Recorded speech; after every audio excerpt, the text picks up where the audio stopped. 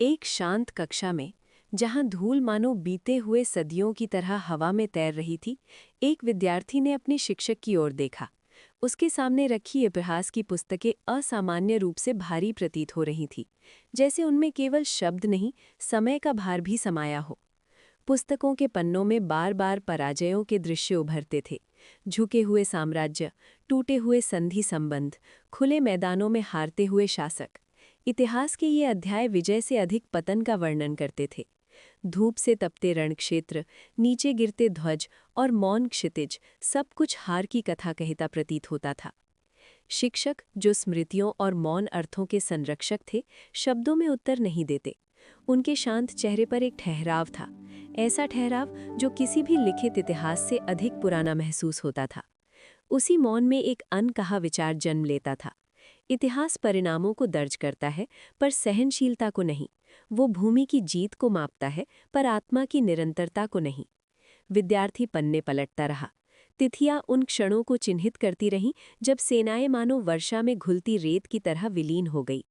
नामों के साथ बार बार पराजय लिखा था, जैसे इतिहास गिरने को तो याद रखता है, पर उठने को नहीं। फिर भी शब्दों के बीच कुछ ऐसा था जो लिखा नहीं गया था। एक उपस्थिति जिसका कोई उल्लेख नहीं, एक एकता जिसकी कोई घोषणा नहीं। वो न छपी थी, न सूचीबद्ध, न उद्धृत। वो केवल उन रिक्त स्थानों में जीवित थी जहां पाठ समाप्त हो जाता था। शिक्षक का निजी विचार मानो अदृश्य टिप्पणी की तरह वातावरण में तैरता रहा।